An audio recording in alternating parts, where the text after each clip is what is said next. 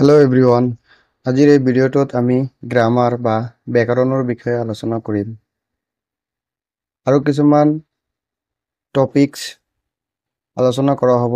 তোমালোকে ভিডিঅ'টো সম্পূৰ্ণ চাই থাকা। তো পোনপ্ৰথমে আমি চাম ব্যাকৰণ বা গ্ৰামাৰ কাক বোলে। ইয়াৰ উত্তৰটো হ'ব যি পুথি পঢ়িলে ভাষা শুদ্ধকৈ ক'ব আৰু লিখিব পাৰি সেই পুথিকে গ্ৰামাৰ বা ব্যাকৰণ বোলে। যেনে ইংলিছ গ্ৰামাৰ, ইংৰাজী ব্যাকৰণ, এছামিজ গ্ৰামাৰ, অসমীয়া ব্যাকৰণ, হিন্দী গ্ৰামাৰ, হিন্দী ব্যাকৰণ আৰু বেংগলী গ্ৰামাৰ, বাংলা ব্যাকৰণ। তো এতিয়া তোমাক যদি সোধে যে ইংৰাজী ব্যাকৰণ কাক বোলে, তেনেহ'লে ক'ব লাগিব যে যি ইংৰাজী কিতাপ বা যি ইংৰাজী পুথি পঢ়িলে ইংৰাজী ভাষা শুদ্ধকৈ ক'ব আৰু লিখিব পাৰি তাক ইংৰাজী ব্যাকৰণ বোলে বা ইংৰাজী গ্ৰামাৰ বোলে। এতিয়া যিকোনো ভাষা শিকিবলৈ হ'লে আমি চাৰিটা কৌশল অৱলম্বন কৰিব লাগিব। 4 ways to learn language। ভাষা শিকাৰ চাৰিবিধ কৌশল হৈছে যে ইয়াৰ আগতে জানিব লাগিব আমাক যে ভাষা কি। ভাষা হ'ল আমাৰ মনৰ ভাৱ ধুনীয়াকৈ প্ৰকাশ কৰাৰ ৰীতি-নীতি। যি ৰীতি-নীতিৰ দ্বাৰাই আমি মনৰ ভাৱ ধুনীয়াকৈ প্ৰকাশ কৰোঁ সেই ৰীতি-নীতিক কি বুলি কোৱা হয়? ভাষা বুলি কোৱা হয়। যিকোনো ভাষা শিকিবলৈ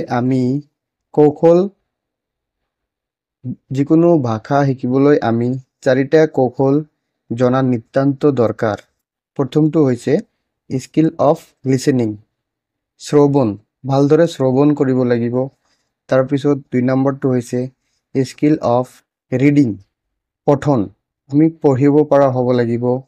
তাৰপিছত 3 নম্বৰটো হৈছে স্কিল অফ স্পিকিং, কথন, আমি ক'ব পৰা হ'ব লাগিব। আৰু 4 নম্বৰটো হৈছে স্কিল অফ ৰাইটিং, লিখন।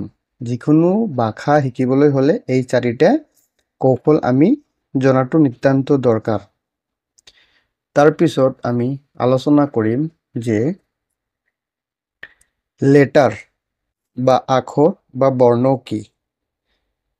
ইয়াৰ উত্তৰটো হ'ব যিকোনো ভাষা লিখিবৰ বাবে কিছুমান প্ৰতীক বা চিহ্ন ব্যৱহাৰ কৰিব লাগে। সেই প্ৰতীক বা চিহ্নবোৰক আখৰ বা বৰ্ণ বা লেটাৰ বোলে। যেনে ইংৰাজী ভাষাৰ বৰ্ণবিলাক হৈছে ABCDEFGHIJK ইত্যাদি। এতিয়া বৰ্ণবিলাক আকৌ দুটা ভাগত বিভক্ত, যেনেকুৱা কেপিটেল লেটাৰ, ডাঙৰ হাতৰ আখৰ, যেনেকুৱা তোমালোকে জানা ABCD ইত্যাদি হৈছে ডাঙৰ হাতৰ আখৰ। আৰু 2 নম্বৰটো হৈছে স্মল লেটাৰ বা সৰু হাতৰ আখৰ, এইবিলাক হৈছে ABCD ইত্যাদি হৈছে সৰু হাতৰ আখৰ। আৰু আমি জানো যে ইংৰাজী আখৰবিলাক স্বৰবৰ্ণ আৰু ব্যঞ্জন বৰ্ণ আৰু সেমি ভাৱেল, এই তিনিটা ভাগত বিভক্ত। ভাৱেল বা স্বৰবৰ্ণবিলাক হৈছে AEIOU আৰু কনসনেন্ট বা ব্যঞ্জন বৰ্ণবিলাক হৈছে ভাৱেল বাদে গোটেইকেইটাক একেলগে ব্যঞ্জন বৰ্ণ বা কনসনেন্ট বুলি কোৱা হয়। আৰু W আৰু Y হৈছে সেমি ভাৱেল। পৰৱৰ্তী আলোচনা কৰোঁ। তাৰপিছত আমি আলোচনা কৰিম যে ৱাৰ্ড বা শব্দ কি। এতিয়া ইয়াৰ উত্তৰটো হ'ব দুটা বা ততোধিক লেটাৰ বা বৰ্ণৰ লগ লাগি কোনো অৰ্থ প্ৰকাশ কৰিলে তাক ৱাৰ্ড বা শব্দ বোলে। যেনে ডগ, ইয়াতে কেইটা বৰ্ণ লগ লাগিছে? 1 2 3, তিনিটা বৰ্ণ লগ লাগি কি কৰিছে? এটা সম্পূৰ্ণ অৰ্থ প্ৰকাশ কৰিছে, সেইকাৰণে ডগ কি হ'ব? এটা শব্দ। মেংগো, ঠিক তেনেদৰে মেংগো, কিংডম আদি। আদি হৈছে কি শব্দ। এতিয়া শব্দৰ মাজত আৰু এটা শব্দ অংশ আছে যাক আমি ইংৰাজীত চাইলেবেল বা অসমীয়াত আমি শব্দ অংশ বুলি কওঁ। ইয়াৰ উত্তৰটো হ'ব যে কিছুমান শব্দক এটাতকৈ ক্ষুদ্ৰ গোটত ভাগ কৰিব পাৰি। যেনে মেংগো শব্দটো যে আছে ইয়াক আমি মেন আৰু গো এই দুটা ক্ষুদ্ৰ ভাগত বিভক্ত কৰিব পাৰি। ইয়াকে কি কোৱা হয় শব্দ অংশ বা চাইলেবেল বুলি কোৱা হয়। আৰু কিংডম কিংডম শব্দটো আমি দুটা ভাগত ভাগ কৰিব পাৰি যেনেকুৱা কিং আৰু ডম এনেকুৱা শব্দ আছে যিবিলাক শব্দ আমি দুটা ক্ষুদ্ৰ ভাগত বিভক্ত কৰিব নোৱাৰি যেনেকুৱা ডগ শব্দটো আমি দুটা ক্ষুদ্ৰ ভাগত বিভক্ত কৰিব নোৱাৰি। গতিকে এতিয়া আমি মেইন বস্তুটো আলোচনা কৰিম এইটো হ'ল আমাৰ সেন্টেন্স বা বাক্য। এতিয়া প্ৰথমে আমি জানিব লাগিব বাক্য কাক বোলে। বাক্য কাক বোলে ইয়াৰ উত্তৰটো হ'ব এটা নাইবা একাধিক ওয়াৰ্ড লগ লাগি। কথাটো ধ্যান কৰিবা ওয়াৰ্ড বা শব্দ লগ লাগি এটা সম্পূৰ্ণ অৰ্থ প্ৰকাশ কৰিলে তাক সেন্টেন্স বা বাক্য বোলে। আমি প্ৰথমে পঢ়িলো যে বৰ্ণ কাক বোলে তাৰপিছত পঢ়িলো শব্দ কাক বোলে এতিয়া আমি পঢ়ি আছো সেন্টেন্স কাক বোলে বা বাক্য কাক বোলে। বাক্য মানে হৈছে এটা নাইবা একাধিক শব্দ লগ লাগি এটা নাইবা একাধিক শব্দ লগ লাগি এটা সম্পূৰ্ণ অৰ্থ প্ৰকাশ কৰিলে তাক সেন্টেন্স বা বাক্য বোলে। যেনে Ram is a boy Ram এজন ল'ৰা। He is a good boy Ram is a boy. ইয়াতে কেইটা শব্দ আছে এটা দুটা তিনিটা চাৰিটা এই চাৰিটা শব্দ লগ লাগি এটা সম্পূৰ্ণ অৰ্থ প্ৰকাশ কৰিছে সেইকাৰণে এইটো এটা গোটেইখিনি মিলি কি হ'ব এটা বাক্য হ'ব। আৰু 2 নম্বৰ উদাহৰণটো হৈছে হি ইজ এ গুড বয়। ইয়াতে কেইটা শব্দ লগ লাগিছে 1 2 3 4 5 পাঁচটা শব্দ লগ লাগি এটা সম্পূৰ্ণ অৰ্থ প্ৰকাশ কৰিছে গতিকে এইটো এটা কি হ'ব বাক্য। এতিয়া আমি বাক্যৰ প্ৰকাৰবিলাক আলোচনা কৰিম। টাইপস অফ সেন্টেন্স বা বাক্যৰ প্ৰকাৰ। বাক্যৰ প্ৰকাৰবিলাক বিভক্ত কৰা হৈছে প্ৰথমে কি কৰা হৈছে কাৰ্যৰ ওপৰত ভিত্তি কৰি বাক্যটো বিভক্ত কৰা হৈছে। কাৰ্যৰ ওপৰত ভিত্তি কৰি বাক্য 5 ভাগত বিভক্ত কৰা হৈছে। তাৰ প্ৰথমটো হ'ল ডিক্লাৰেটিভ সেন্টেন্স বা অসমীয়াত যাক আমি বৰ্ণনামূলক বাক্য বুলি কওঁ। এই বাক্যবিলাক সাধাৰণতে কি কৰে এই বাক্যবোৰ বক্তব্য দিয়ে। সাধাৰণতে এই বাক্যবিলাকে বক্তব্য দিয়ে বা তথ্য প্ৰদান কৰে আৰু শেষত এটা ফুল স্টপ থাকে। বাক্যৰ শেষত কি থাকিব এটা ফুল স্টপ থাকিব। সেই বাক্য আমি এতিয়াৰ পৰা ডিক্লাৰেটিভ সেন্টেন্স কোনটো হয় এটা বাক্য চালে আমি গম পাম কোনটো ডিক্লাৰেটিভ সেন্টেন্স। উদাহৰণ হিচাপে ইয়াতে লৈছো দি স্কাই ইজ ব্লু আকাশখন নীলা। দি স্কাই ইজ ব্লু দি পেলাই শেষতে কি দিছে এটা ফুল স্টপ এইটো হৈছে ডিক্লাৰেটিভ সেন্টেন্স। আৰু 2 নম্বৰ উদাহৰণটো হৈছে Ram is a boy. Ram is a boy লিখি পেলাই কি কৰিছে এটা ফুল স্টপ দিছো আৰু অসমীয়াত হলে কি দিব লাগিব শেষত দাৰি দিব লাগিব।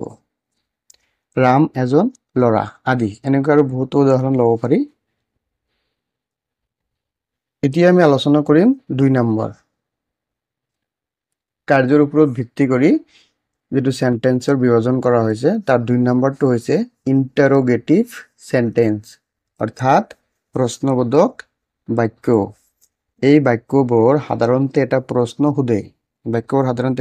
সোধে আৰু শেষত এটা প্ৰশ্নবোধক চিহ্ন থাকে। শেষত কি থাকিব এটা প্ৰশ্নবোধক চিহ্ন থাকিব। উদাহৰণ হিচাপে লৈছো হোৱাট ইজ ইয়োৰ নেম লিখি লাষ্টত কি দিছে এটা প্ৰশ্নবোধক চিহ্ন দিছে আৰু অসমীয়াত হলে তোমাৰ নাম কি ইয়াতো কি থাকিব এটা প্ৰশ্নবোধক চিহ্ন থাকিব। এতিয়াৰ পৰা তোমালোকে সেন্টেন্সটো চালে গম পাবা কোনটো সেন্টেন্স প্ৰশ্নবোধক হয় আৰু কোনটো ডিক্লাৰেটিভ হয়। আৰু 3 নম্বৰটো হৈছে একেদৰে ইম্পাৰেটিভ সেন্টেন্স আদেশ বুজোৱা বাক্য। এই বাক্যবোৰ সাধাৰণতে আদেশ বুজায়।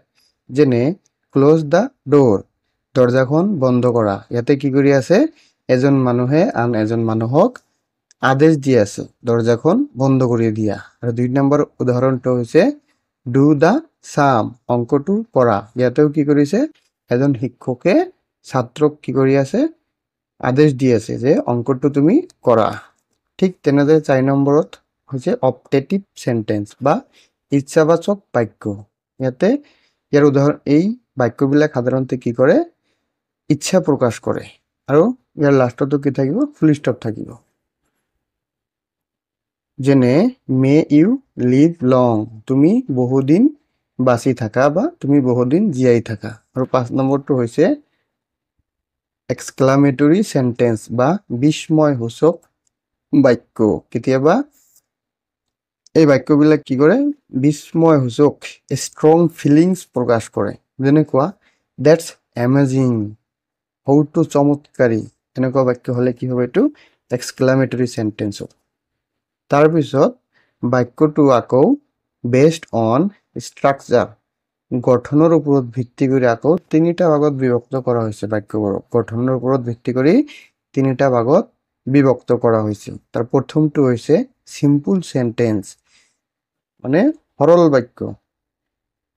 সৰল বাক্যত সাধাৰণতে কি থাকে, এই বাক্যবোৰত এটা বিষয় আৰু এটা ক্ৰিয়া থাকে। এই বাক্যবোৰত সাধাৰণতে এটা ক্ৰিয়া থাকিব। যেনেকুৱা the cat sat on the mat, মেকুৰীটো মেটত বহিল। মেকুৰীটো মেটত বহিল, এইটো হৈছে এটা সৰল বাক্য। আৰু উদাহৰণ ল'ব পাৰি, দিছ ইজ এ পেন, এইটো এটা কলম। এইবিলাকক কি হৈ আহিব, সৰল বাক্যত। ইয়াতে কেইটা ক্ৰিয়া আছে, মাত্ৰ এটা ক্ৰিয়া আছে। ঠিক তেনেদৰে 2 নম্বৰটো হ'ল কম্পাউণ্ড সেন্টেন্স বা যৌগিক বাক্য। যৌগিক বাক্য কি থাকিব, 2টা বা তাতকৈ অধিক স্বতন্ত্ৰ বাক্য থাকিব। 2টা বা তাতকৈ অধিক স্বতন্ত্ৰ বাক্য থাকিব। উদাহৰণ এটা লৈ চাম, I went to the store but I forget my wallet. ইয়াতে কি আছে, I went to the store, এইটো হৈছে এটা স্বতন্ত্ৰ বাক্য। বাট আই ফৰগেট মাই ৱালেট, এইটো হৈছে আন এটা স্বতন্ত্ৰ বাক্য। কিন্তু বাটটোৱে কি কৰিছে, 2টা স্বতন্ত্ৰ বাক্য যুক্ত কৰিছে। বাটটোক কি কয়, কনজাংশন কয়। সেইবিলাক আমি পাৰ্টস অফ স্পীচত আলোচনা কৰিম। এইবিলাক হৈছে কম্পাউণ্ড সেন্টেন্স বা যৌগিক বাক্য। আৰু 3 নম্বৰটো হৈছে কমপ্লেক্স সেন্টেন্স বা জটিল বাক্য। ইয়াত এটা স্বতন্ত্ৰ বাক্য থাকিব আৰু এটা নিৰ্ভৰশীল বাক্য থাকে। যেনেকুৱা উদাহৰণ হিচাপে লৈছো, বিকজ, এক্সাম্পল লৈছো, because it was raining we stayed inside. এইটো হৈছে স্বতন্ত্ৰ বাক্য, আৰু এইটো বিকজ ইট ৱাজ ৰেইনিং, এইটো হৈছে নিৰ্ভৰশীল বাক্য। যেতিয়া এটা নিৰ্ভৰশীল বাক্য আৰু এটা স্বতন্ত্ৰ বাক্য একেলগে যুক্ত হয়, তেতিয়া বাক্যটো কি হয়, সেইটোক কয় কমপ্লেক্স সেন্টেন্স বা জটিল বাক্য। আৰু তোমালোকে এনেকুৱা ধৰণৰ ভিডিঅ' পাবৰ কাৰণে মোৰ চেনেলটো ছাবস্ক্ৰাইব কৰিবা আৰু লগতে বেল আইকনটো দবাই দিবা। এনেকুৱা ধৰণৰ ভিডিঅ' আগন্তুক দিনত পাই থাকিবা। আৰু এইটো চেনেলত তোমালোকে ছাবস্ক্ৰাইব কৰি দিবা।